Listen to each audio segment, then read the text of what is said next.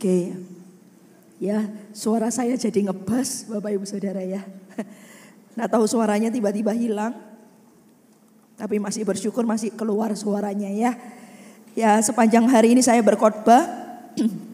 Ibadah 1 bicara tentang hidup orang Kristen.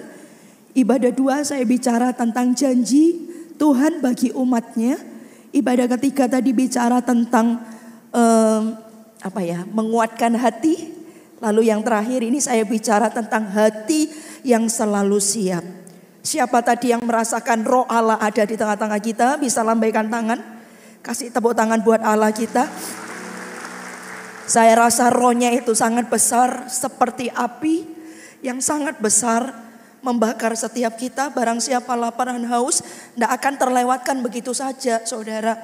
Kita bisa datang khotbah, kita bisa di gereja yang sama, khotbahnya sama, ibadahnya sama, tapi yang satu bisa dijamah Tuhan, dilawat Tuhan, tapi yang sebelahnya bisa biasa-biasa aja. Kayak malah tidak ngalami apa-apa, malah kadang bisa begini gitu ya. Kok bisa gitu? Tuhannya sama, Roh Kudusnya sama, sikap hatinya yang beda. Karena itu setiap kita datang ke rumah Tuhan, atau untuk perkara-perkara yang rohani, mau CG, mau ibadah, mau CT, mau pertemuan, saudara, bahkan pertemuan lewat Zoom atau apapun, siapkan hati yang terbaik.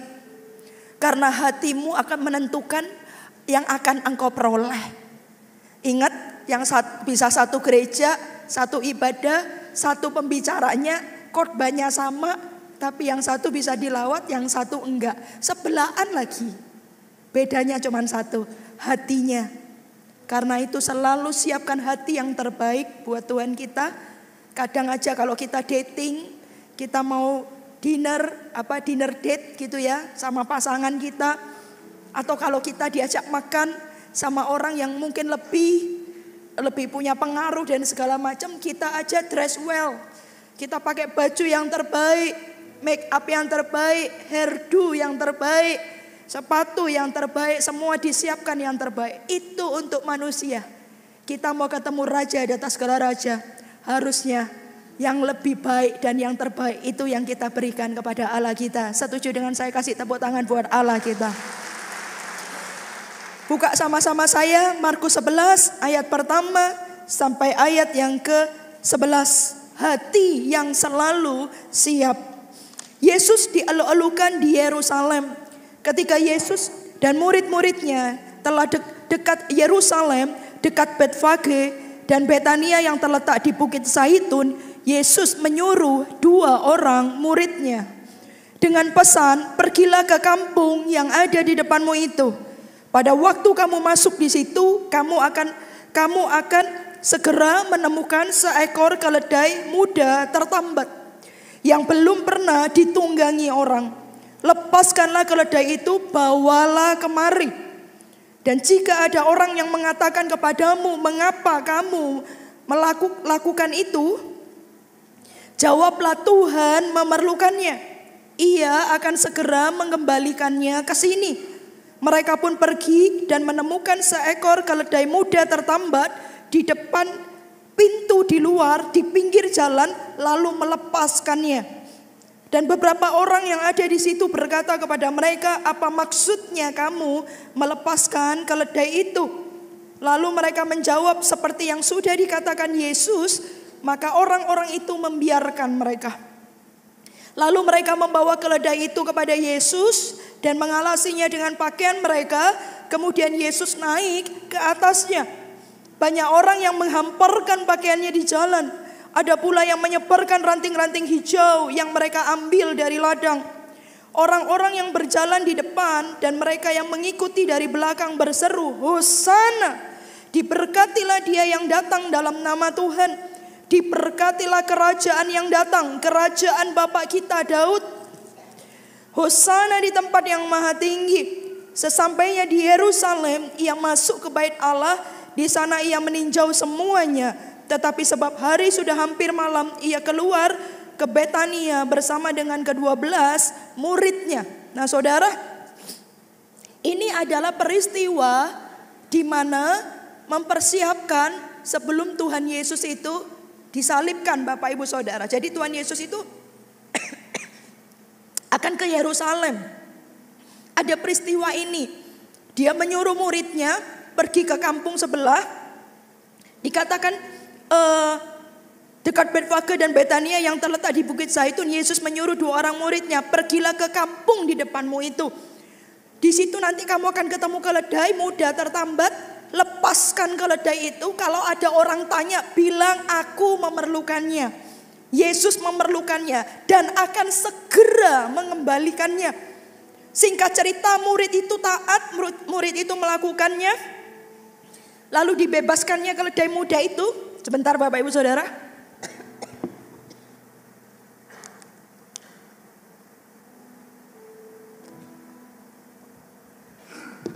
Dibebaskannya keledai muda itu Bapak Ibu Saudara. Setelah itu benar ada orang tanya, kenapa kamu membebaskan? Dijawablah sesuai instruksi dari Tuhan, Yesus memerlukannya. Singkat cerita itu keledai dibawa. Lalu keledai itu dialasi punggungnya. Lalu setelah itu Tuhan Yesus naik ke atas keledai itu Bapak Ibu Saudara. Lalu mengendarai keledai itu pergi ke Yerusalem. Pergi ke bait suci di Yerusalem. Sepanjang jalan ada orang-orang membuka bajunya, jubahnya, dihamparkan di jalan. Bapak Ibu Saudara, Hosana, mereka berteriak, Hosana bagimu, Hosana bagi Raja. Lalu Yesus itu jalan, keledai itu jalan. Sebentar. Keledai itu jalan. Ditunggangi Yesus menjalani jubah-jubah yang dihamparkan oleh orang-orang itu. Nah saudara, apa yang kita pelajari dari peristiwa ini? Peristiwa ini bagus sekali saudara. Apa yang kita pelajari dari peristiwa ini? Yang pertama Bapak Ibu Saudara, yang pertama firman Tuhan katakan begini.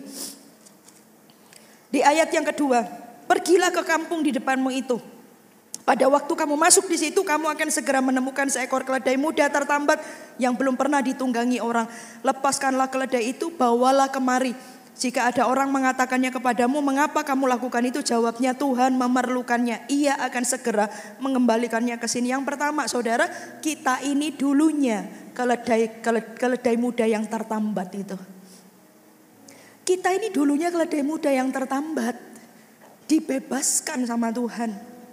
Coba, mungkin ceritanya beda-beda macam-macam. Tapi saya bertobat sungguh-sungguh karena ada teman yang bawa saya ajak saya ke gereja. Ajak saya ke gereja sehingga, sebentar dulu ya Bapak Ibu Saudara ya.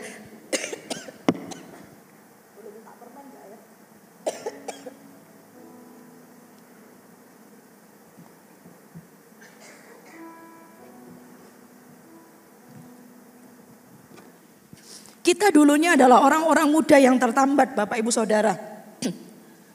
Saya dulu bertobat, itu ada teman saya yang ajak ke gereja.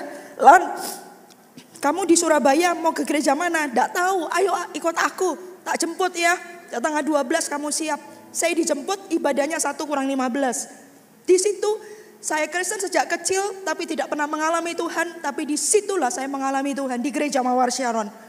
Kedatangan saya kedua, saya memberi diri menerima Yesus sebagai Tuhan dan Juru Selamat. Tidak peduli apapun agamamu, waktu itu Pastor Philip yang khotbah, engkau perlu Yesus. Saya maju ke depan Bapak Ibu Saudara. Saya dulunya keledai muda yang tertambat. Ada orang-orang yang ajak, ada teman saya yang ajak, sehingga saya dilepaskan. Saudara, kita itu dulunya keledai muda yang tertambat. Ada orang lain yang bawa kita ini. Dan ketika kita sudah dilepaskan, firman Tuhan itu loh jelas bilang, beritahu kalau ada orang tanya kenapa melepaskan keledai itu, aku memerlukannya, Tuhan mau pakai kita. Ada masanya nanti kita akan dikembalikan lagi, aku akan mengembalikan segera. Dikatakan firman Tuhan, ia akan segera mengembalikannya. Bapak Ibu Saudara, kitalah dulunya orang-orang muda yang tertambat itu. Kitalah keledai yang tertambat itu adalah Anda dan saya. Saudara, Tuhan sudah membebaskanmu, jangan hidup lagi dalam belenggu. Jangan mau tertambat lagi. Engkau sudah dibebaskan, engkau sudah dilepaskan saudara. Dan Tuhan melepaskan engkau dengan darahnya yang mahal. Sudah dilepaskan dari setiap tambatan dalam hidup kita. Tambatan dosa, tambatan kegelapan, Tuhan sudah lepaskan itu. Tuhan itu punya planning buat hidup Anda. Kenapa Anda membiarkan diri Anda masih tertambat? No, Tuhan sudah membebaskanmu. Tuhan sudah melepaskanmu. Itu dulu, kita dulunya kalau muda yang tertambat itu. Sekarang jangan mau tertambat, saudara. Karena kalau Anda berhenti di kata tertambat, dan Anda masih sudah dilepaskan, ini tertambat, sudah dilepaskan, tapi Anda balik tertambat lagi, Anda tidak bisa ke poin 3. Ini poin 1 Anda tertambat. Anda sudah dilepaskan, itu masuk poin 2. Tuhan punya planning ada poin 3, ada poin 4, bahkan sampai poin 5. Tapi kalau Anda sudah di poin pertama tertambat, lalu Anda dilepaskan di poin kedua, lalu Anda balik lagi di poin pertama, Anda tidak pernah akan mengalami yang namanya poin 3, 4, dan 5 dalam hidupmu. Karena itu dulu, dan biar itu tetap menjadi dulu. Jangan sekarang Bapak Ibu Saudara, Anda sudah dibebaskan, jangan mau tertambat lagi. Jangan mau tertambat dosa lagi, apapun tawarannya. Apapun tawarannya. Saya sudah siapkan khotbah yang keempat ini Bapak Ibu, dengan benar-benar diizinkan suaranya habis lagi ya. Jadi sabar kalau saya teriak-teriak gini ya. Saya berharap telinga Anda baik-baik saja.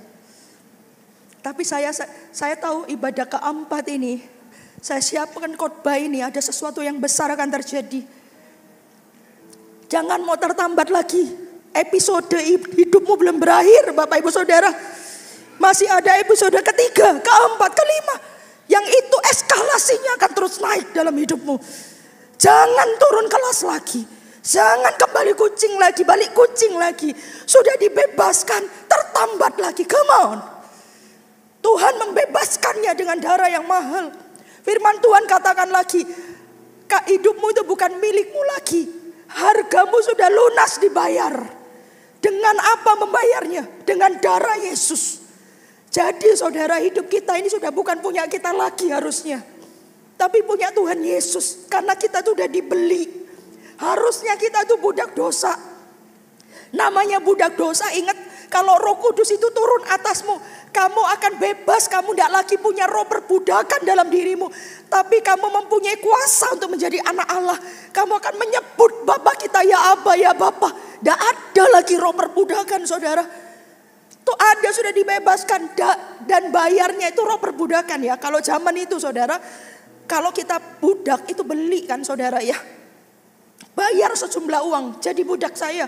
Dan kalau Anda lihat di film-film zaman now, kalau film-film yang tentang perbudakan saudara, orang itu dijual. Dan kalau ada orang yang punya uang banyak, lalu dia pengen dia itu menjadi budaknya, dia akan bayar saudara. Dia akan bayar sejumlah uang, dan kalau dia sudah membayarnya berarti budak itu menjadi miliknya. Dan sudah lunas, ada suratnya. Surat bahwa dia ini milik Tuhan ini. Saudara, selama dia tidak pernah dibebaskan, maka selama itu pula dia akan menjadi budak orang itu. Kecuali surat budaknya itu disobek, itu berarti dia bebas saudara. Nah Tuhan Yesus sudah membayar kita. Yang pertamanya kita tuh roh perbudakan, kita menerima menjadi budak dosa waktu itu, hidup dalam dosa. Tapi ketika kita menerima Yesus, kita dimerdekakan, dibayar sama Tuhan. Kamu jadi milikku, dibayar, harganya lunas. Ada surat perjanjiannya, kira-kira begitu, nggak ada sih. Tapi namamu termaterai, namamu ada dalam kerajaan surga. Engkau bukan milik roh jahat lagi, tapi engkau adalah milik Kristus. Sudah dibayar, sudah lunas. Kenapa Anda mau tertambat lagi? Tinggalkan dosamu Bapak Ibu Saudara. Jangan main-main dengan hidupmu. Karena yang menjaminmu itu adalah raja di atas segala raja. Jangan sedikit pun menjamah lagi dosa. Engkau sudah dibebaskan. Dan ada orang-orang dalam hidupmu yang hadir di hidupmu untuk dipakai Tuhan membebaskanmu saudara. Mama saya selalu berdoa buat saya, supaya saya berjumpa dengan Tuhan secara pribadi. Supaya saya mengalami Tuhan secara pribadi selalu every day. Dan tahun 2000 itulah waktunya. Sesuai momentumnya Tuhan, saya mengalami Tuhan secara pribadi. Doa mama saya dijawab Tuhan. Melalui ada orang yang dipakai teman saya itu untuk ajak saya ke GMS. Jadi saya percaya bukan sebuah kebetulan Anda ada di sini. Sekalipun Anda baru pertama kali datang juga ke gereja Mawar Sharon, saya percaya itu Tuhan yang sudah men-set semuanya itu untuk Anda datang di sini dan dengar firman Tuhan ini. Ini untuk Anda dan saya. Dulu kita keledai muda yang tertambat, tapi kita udah dibebaskan, saudara. Jangan mau tertambat lagi. Ingat, episode hidupmu belum selesai. Jangan kembali lagi ke episode 1, episode kedua, episode ketiga, episode keempat. Ini Tuhan masih punya planning banyak. Siapa yang membuat rencana Tuhan tidak terjadi dalam hidup kita? Bukan Tuhan, tapi kita sendiri. Ketika kita mengambil keputusan untuk hidup dalam dosa, hidup tidak takut akan Tuhan, dan tetap mengizinkan tambatan-tambatan itu ada dalam hidup kita sehingga kita tertambat lagi. Yang kedua, Bapak Ibu Saudara, yang kedua, Yesus memberikan gambaran yang jelas tentang hal yang harus dilakukan dan resiko yang harus dihadapi serta cara untuk menanggulanginya. Kalau Tuhan ngomong sesuatu, saudara, lihat, dia ngomong sama muridnya, 2 muridnya, nanti kamu ke kampung situ ya, jelas. Kamu ke kampung di situ kamu akan ketemu keledai muda tertambat, lepaskan keledai itu. Lalu setelah itu kalau ada orang tanya, kasih jawab, aku memerlukannya dan akan segera mengembalikannya. Setelah itu bawalah keledai muda yang tertambat itu ke aku. Saudara, Yesus memberikan gambaran yang jelas tentang hal yang harus dilakukan, resiko yang harus dihadapi, serta cara untuk menanggulanginya. Dengan kata lain begini loh saudara, Yesus itu tidak pernah membiarkan anaknya itu jalan sendirian. Yesus itu kalau sudah membebaskan kita, Yesus kalau mau memakai kita, dia pun bahkan caranya, apa yang akan dihadapi ke depan, apa resiko apa yang akan kita hadapi, Tuhan semuanya sudah take over. Tuhan semuanya sudah menolong kita, saudara. Tuhan semuanya sudah lihat, dan Allah kita itu sangat jelas. Dia bukan cuma jelas masa sekarang, masa ke depan pun dia pun jelas. Nanti kamu akan ketemu ini, kamu akan ketemu ini, kamu akan ketemu ini. Caranya pun untuk menanggulanginya dikasih tahu sama Tuhan. Coba lihat, kita itu sudah memberikan hidup kepada orang yang tepat, saudara. Kepada pribadi yang tepat, yaitu Yesus Kristus namanya. Masihkah engkau ragu? Masihkah engkau setengah-setengah ikut Tuhan? Masihkah engkau meragukan kasih dan kuasanya? Orang yang hidup dalam dosa tidak sungguh-sungguh sama Tuhan, itu sesungguhnya orang itu tidak percaya kepada Tuhan. Dia tidak percaya kepada kasihnya, tidak percaya kepada kuasanya. Sehingga apa? Dia memilih jalannya sendiri. Saudara, tinggalkan dosa. Yesus itu memberi gambaran yang jelas tentang apa yang harus dilakukan, resiko yang harus dihadapi, serta cara untuk menanggulangi. Allah kita itu amazing, luar biasa. Dia tuh tidak cuma tahu masa lalu kita, tapi untuk masa lalu Tuhan tahu, tapi untuk kita Tuhan suruh minta lupakan. Lupakan yang telah lalu. Lupakan yang telah lalu, mengarah pada tujuan. Suruh lupakan. Suruh mengarah kepada tujuan sekarang dan ke depan. Lah itu loh saudara. Kalau Tuhan sudah suruh lupakan yang terlalu, kenapa kita masih cawe-cawe dosa di masa lalu kita? Itu sudah dilepaskan, itu sudah ditanggalkan. Sekarang dan ke depan. Sekarang dan ke depan, saudara. Katakan amin. Katakan amin.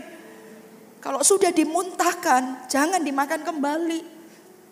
Itu sudah kita tinggalkan. Masa lalu sudah kita tinggalkan. Jangan lagi kita kembali ke masa lalu. Tambatan itu sudah kita tinggalkan. Jangan lagi ke situ.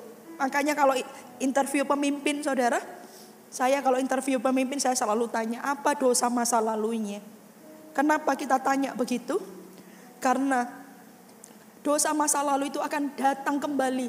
Di level-level hidup kita ini, dosa itu akan datang kembali. Tapi harusnya kita sudah bisa mengalahkannya.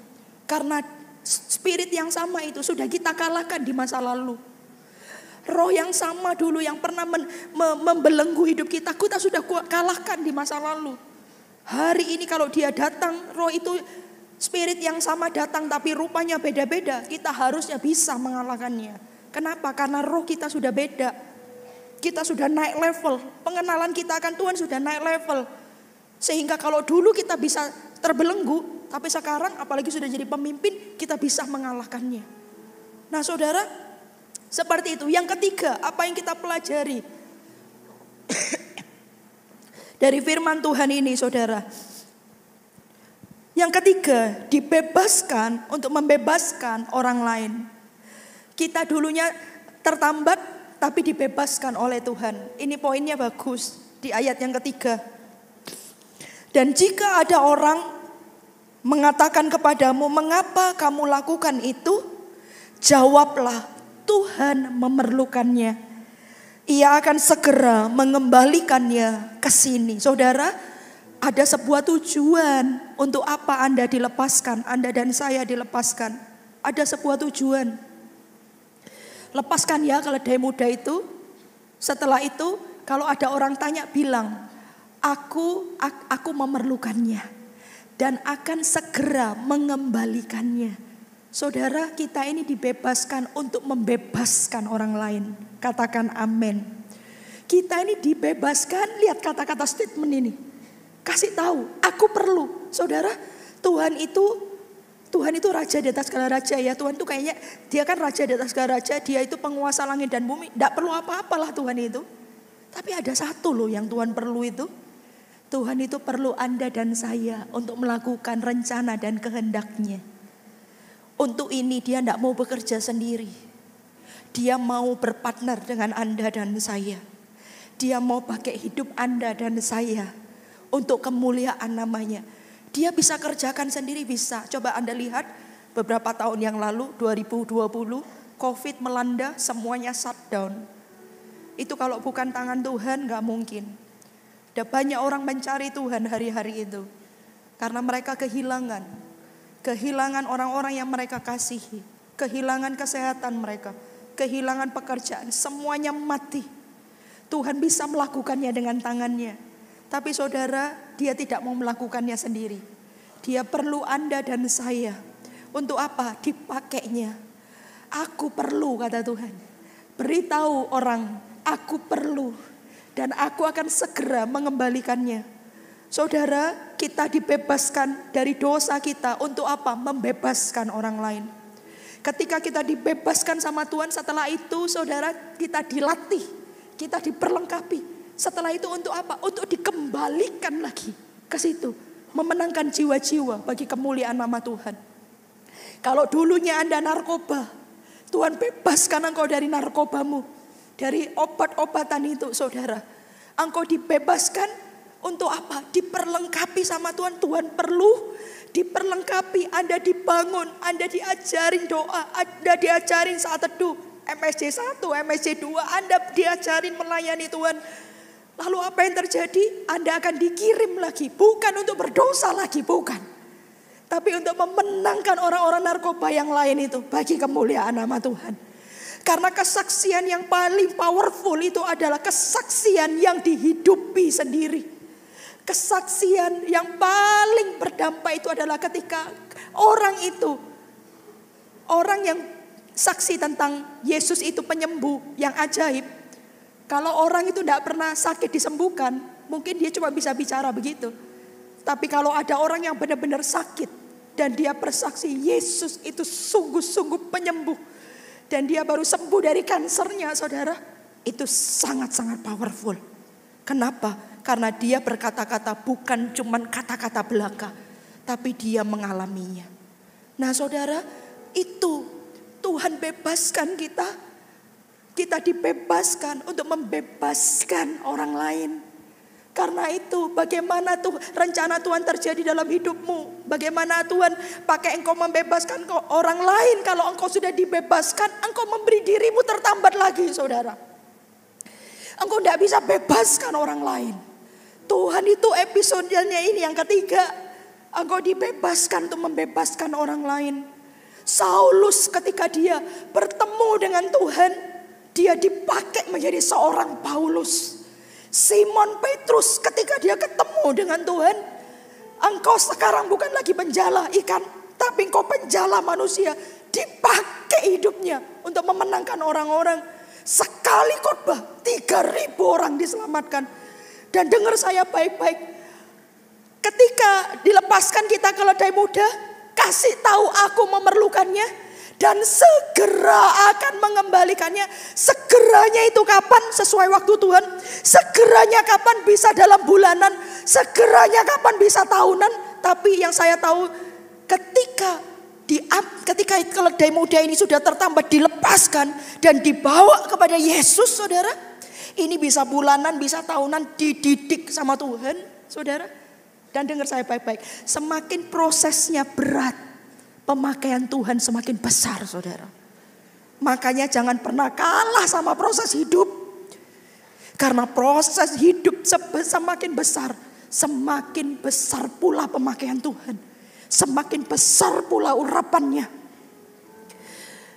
Dari sini tertambat, dibawa ini sama 2 muridnya kepada Yesus.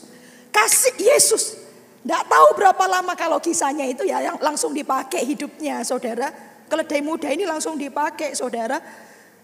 Maaf ya, tapi kitalah itu keledai muda itu yang tertambat itu. Saya tidak memadankan kita dengan keledai itu, tapi ini gambaran keledai muda itu adalah Anda dan saya. Dibawa sama muridnya kepada Yesus. Di sini sama Yesus dididik, diproses, diajarin, dibimbing. Saudara, coba Simon Petrus mengalami tempaan yang begitu rupa.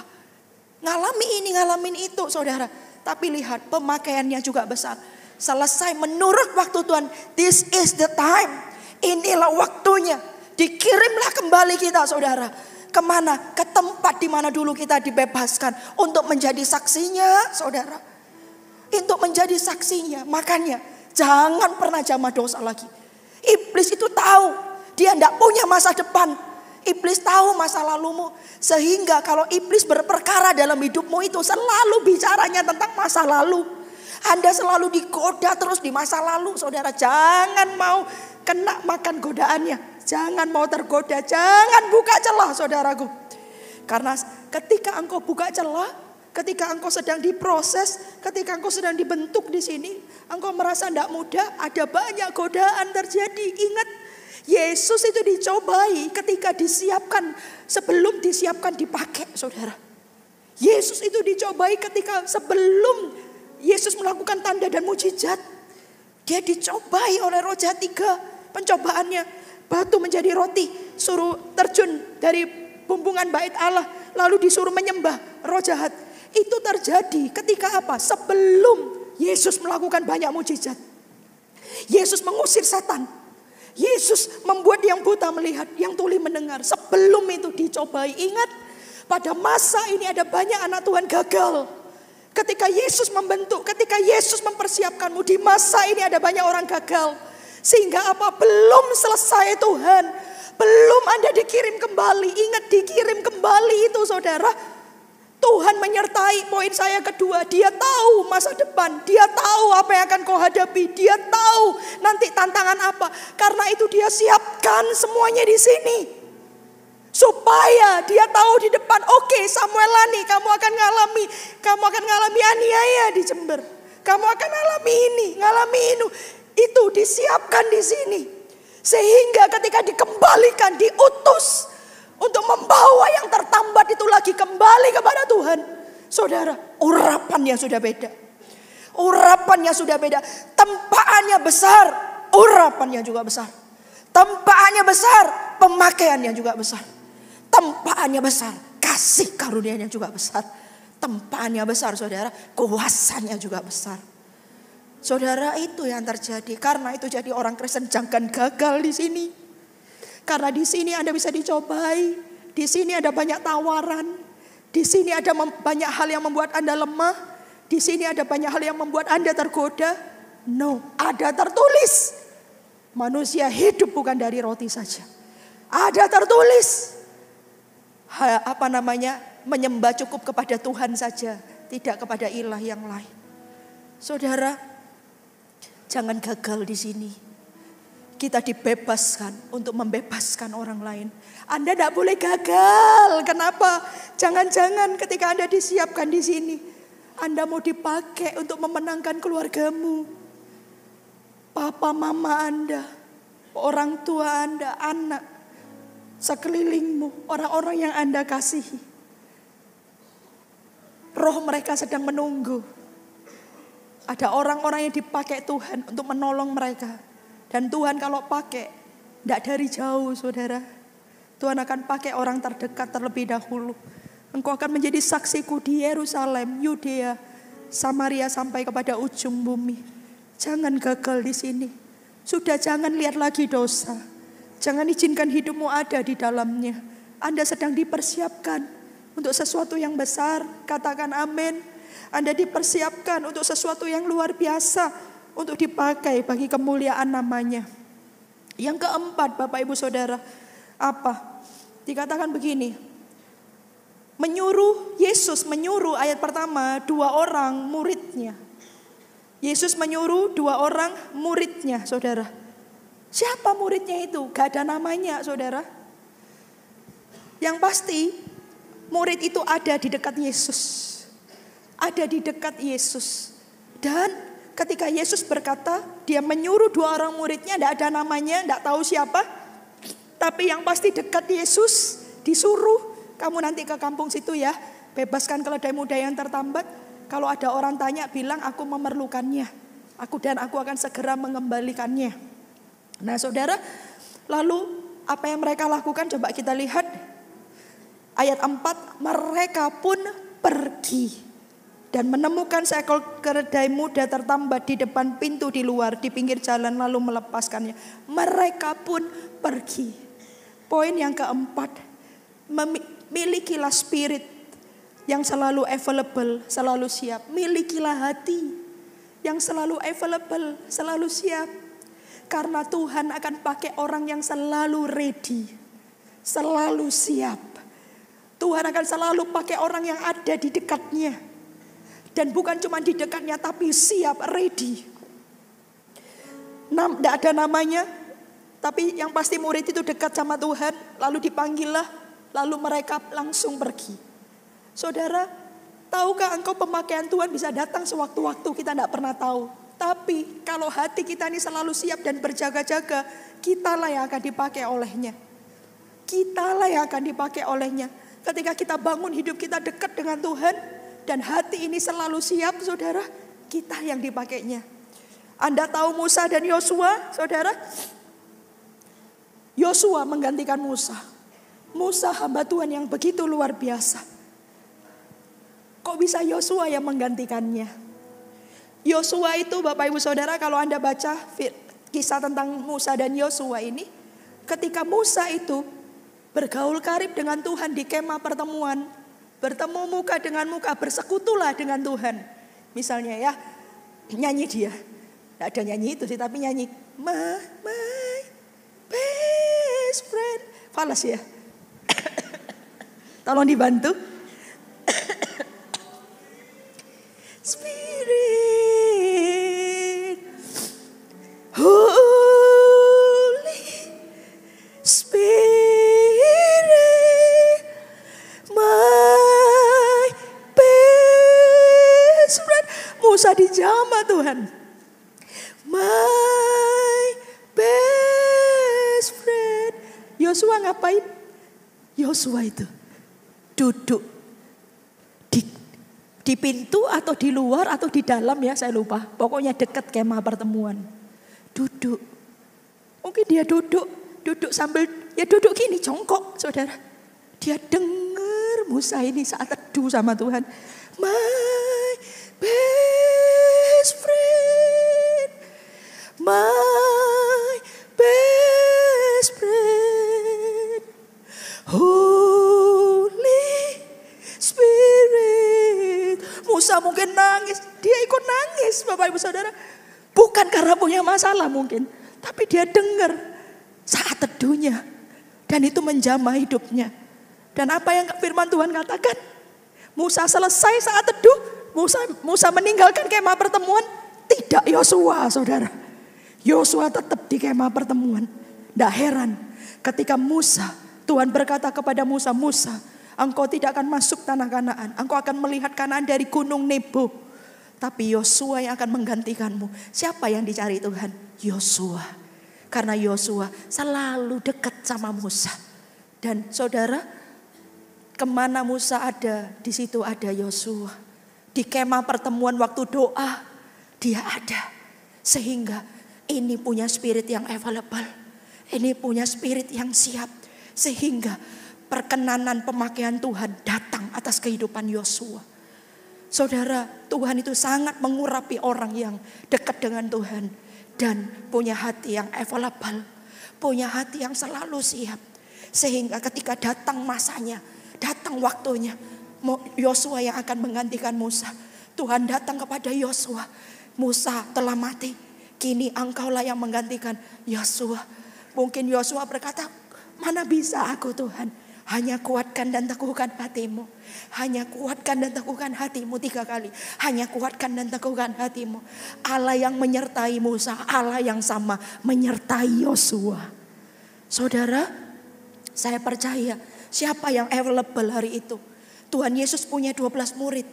Saya tidak bisa bilang bahwa 10 muridnya lagi tidak available. Enggak. Saya cuma bilang yang 2 murid ini loh.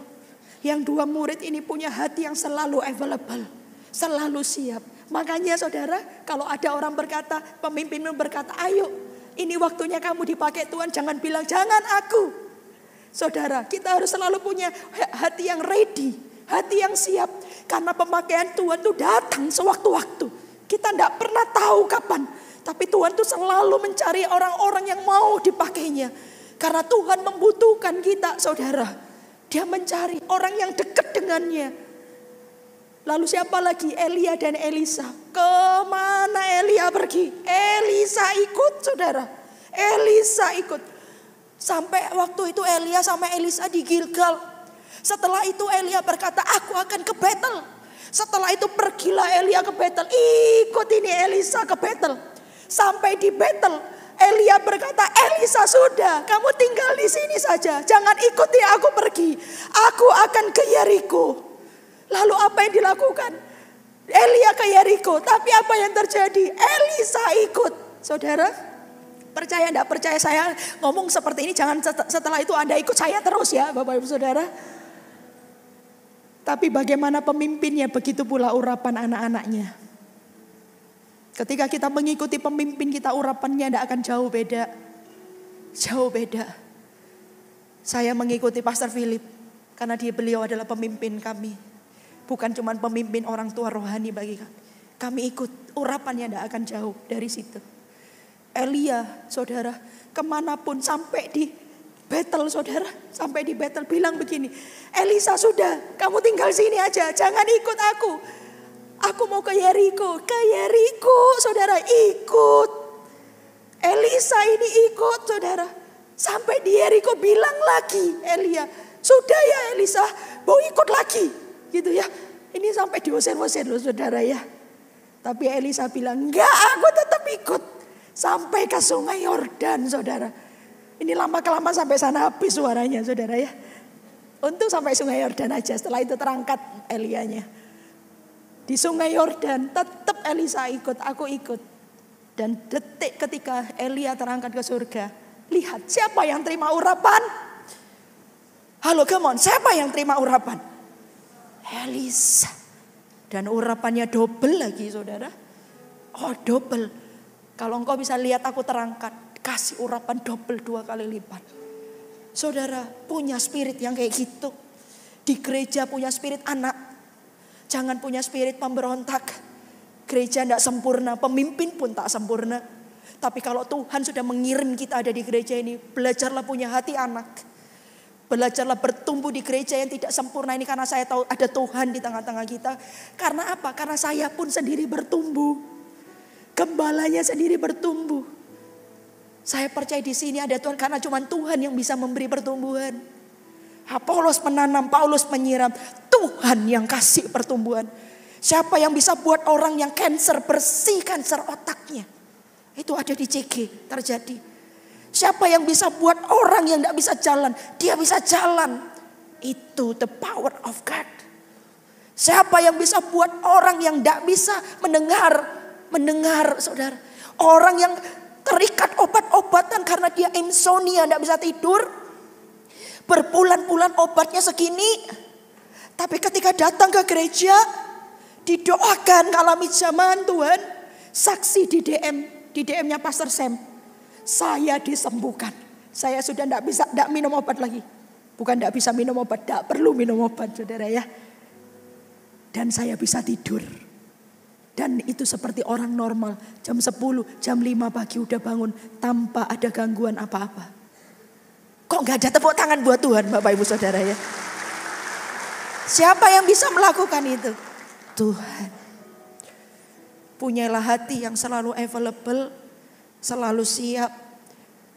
Saya kerasa sekali Tuhan akan pakai gereja kita besar di pulau ini Bapak Ibu Saudara. Karena itu bukan 1-2 orang yang dipakai Tuhan. Andalah semua dipakai Tuhan. Kasih tahu kanan kirimu, are you ready? Coba kasih tahu dulu, are you ready? Apakah Anda siap? Ayo kita katakan sama-sama, I'm ready. Kasih tepuk tangan buat Allah kita. Yang kelima yang terakhir Bapak Ibu Saudara. Yang kelima yang terakhir. Segala hal yang kita lakukan dan kerjakan untuk kemuliaannya. Bukan untuk kita. Coba lihat di ayat yang ke-7. Lalu mereka membawa keledai itu kepada Yesus. Dan mengalasinya dengan pakaian mereka. Kemudian Yesus naik ke atasnya. Lihat saudara ya. 2 murid ini membebaskan keledai muda. Keledai muda udah dibebaskan, langsung dipakai Tuhan.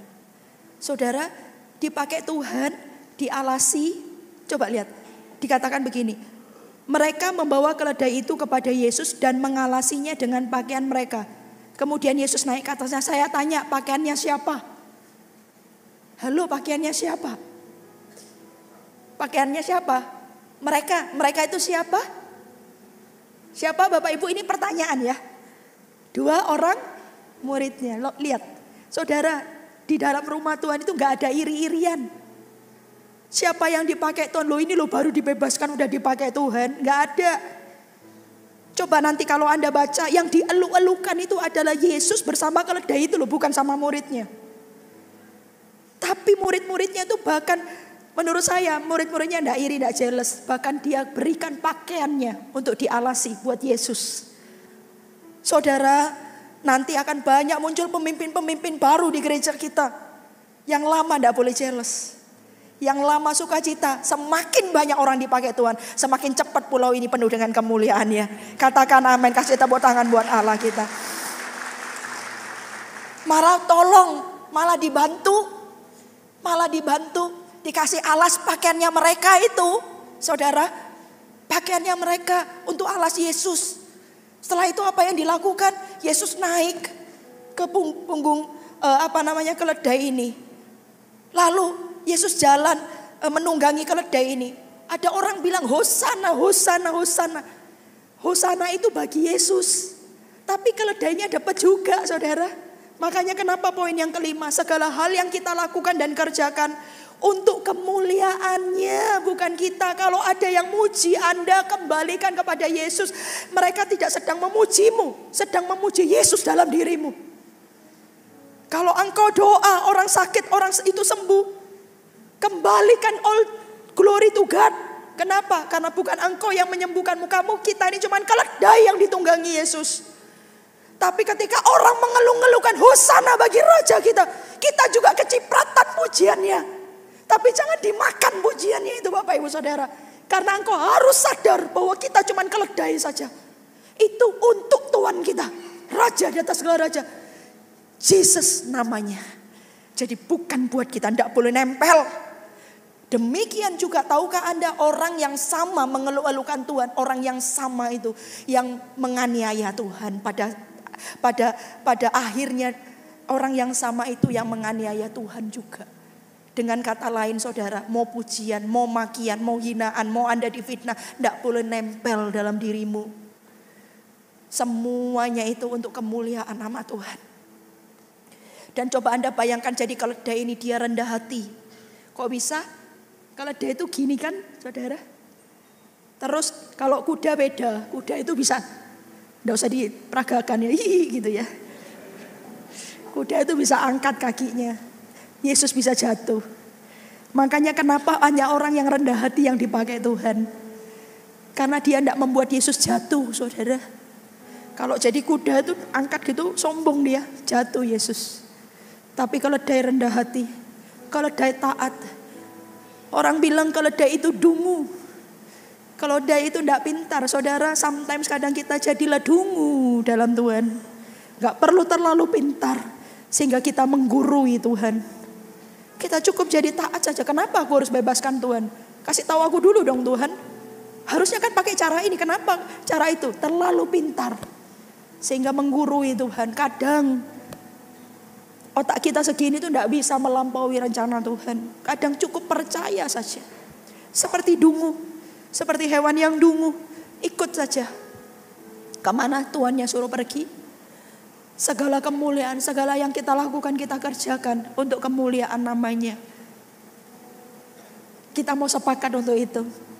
Kalau kita semua, dimulai dari kami gembala, kepada full timer, seluruh pemimpin yang ada, TL, coach, CGL, sponsor, sampai kepada seluruh member dan seluruh jemaat, kita semua rendah hati. Saya percaya Tuhan akan pakai kita menjadi-jadi. Bapak Ibu Saudara, kasih tepuk tangan buat Allah kita. Tuhan akan pakai gereja ini menjadi-jadi. Tempat ini tidak cukup. Lihat nih loh, tempatnya gak cukup. Ibadah 2 tadi sampai kursinya ditambah lagi. Saya bilang kepada Asyir, di roh gembala masih ada 2. Tapi kok tidak ada yang mau duduk ya Bapak Ibu Saudara. Karena takut jadi gembala katanya. Sampai penuh. Datang gerombolan 5 orang, duduknya harus pencar-pencar. Kenapa? Tempatnya udah penuh sesak. Saya percaya tempat ini tak akan menampung. Sampai buka ibadah lagi nanti kelima ibadah bulan September nanti, itu pun akan penuh sesak. Jiwa-jiwa dipenuhi oleh jiwa-jiwa. Kasih tepuk tangan buat Allah kita. Ibadah ketiga tadi, ada seorang datang kepada saya dan memberi diri dibaptis. Ternyata dia bukan orang yang kenal Tuhan. Kita tidak usah sebut ya agamanya apa. Ini di YouTube. Tapi dia tidak kenal Tuhan dan dia memberi diri dibaptis. Orang-orang, kasih tepuk tangan buat Allah kita. Orang-orang yang seperti itu banyak sekali ditambahkan di gereja kita. Orang-orang yang benar-benar notabene tidak kenal Tuhan, tapi memberi dirinya untuk Yesus. Kita yang sudah ada di dalamnya, jangan mau lagi tertambat. Anda dibebaskan untuk membebaskan orang lain. Dan Anda mau dipakai untuk kemuliaan namanya. Kasih tepuk tangan yang paling meriah buat Allah kita. Mari saya undang semua bangkit berdiri.